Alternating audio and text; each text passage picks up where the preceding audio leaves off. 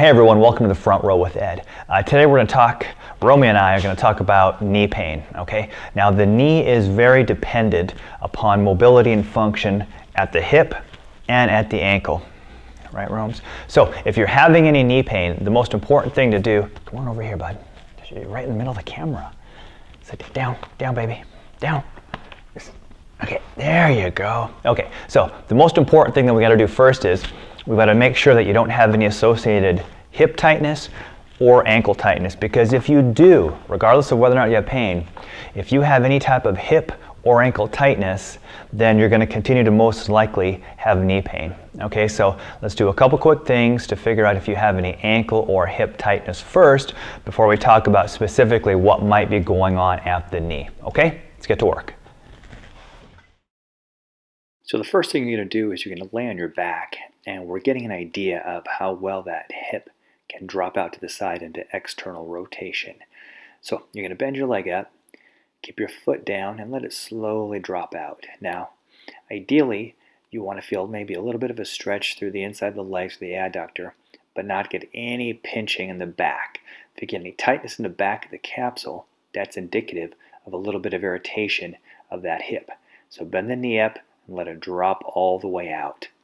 Both sides should hopefully drop out equally, indicating that there is equal range of motion in both sides of the hip. Another way to check hip range of motion is while you're sitting, go ahead and cross one leg over the other. Try to keep that ankle on the knee and see how far that knee drops down. So in this situation here, this poor guy's got a little tightness of his left hip as compared to his right. You notice how that left knee wants to kind of stay up in the air and requires quite a bit of force to push it down, whereas the right one drops all the way down. So that would be indicative of tightness in the left hip for this guy. We'll go over two ways to check dorsiflexion. Basically, the first one is you're going to put your foot up on a bench or a chair and mark the end of the toes to see how far up you can go, and you're going to compare that to the other side. Okay? What you do not want is any jamming or compression in the front of the ankle. If you do, that means you possibly have a talus issue. You might get a little stretch in the back, but you want to see how far you can come forward on there. Compare it to the other side to see if the affected knee has any limitations in dorsiflexion. Now I understand you might have some knee pain and you might not be able to bend as far, but I'll show you another way to check dorsiflexion as well. Another way to check dorsiflexion is to keeping your foot flat at 12 o'clock. How far can you slide that foot back and still be able to touch your knee to the wall? Okay? And once you hit the maximum, replace it with the affected knee and see if you can still touch the knee to the wall. If you can, that means you have normal dorsiflexion, left compared to right. But if you can't, that means the affected side might have a little loss of normal dorsiflexion. So we just showed you how to check out the hip and to check out the ankle. So if you're having knee pain, and if you can get in that position, check out the hip and the ankle. And if there's any tightness in either joint, those must be addressed concurrently, if not before. Otherwise, you're not going to have any real long-term success in trying to improve your knee function.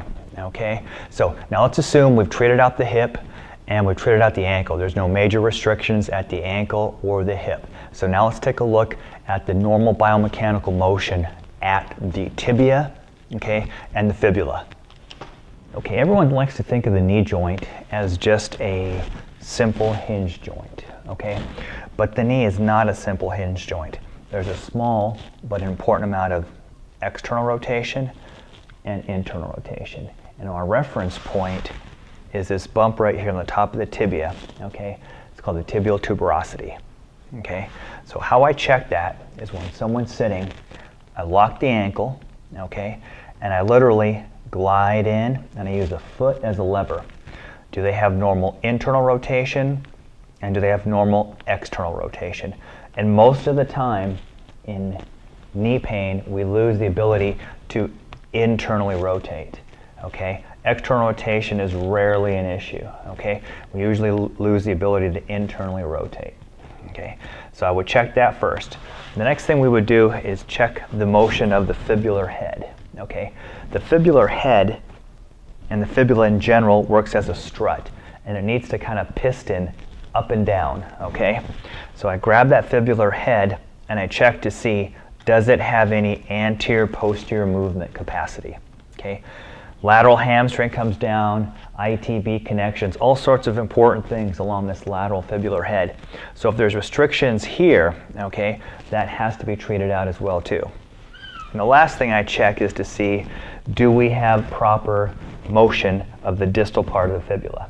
Okay, when the ankle goes into dorsiflexion, okay, this fibula has to drive posteriorly. And if that's kind of stuck through here, that's also going to limit the ability of the ankle to dorsiflex. So what that might require is some subtle rotation of the tibia into internal and external rotation, and then mobilization of the fibula, both proximally and distally, okay? And this is all in addition to addressing the strength that might be limited as well too. Okay, let's bring it all together. Okay, you have knee pain, that's not going away. We have to address any tightness that you have in the hip, any tightness that you might have in the ankle first, okay? Address both of those issues. Then what I want you to do is come down to the tibia, make sure that you've got good internal and external rotation of the tibia, okay? And also mobilize the fibular head, both the proximal and the distal, okay? Now that all needs to be done in order for you to have a healthy functioning knee when you look at the biomechanical interface between the ankle, the knee, and the hip.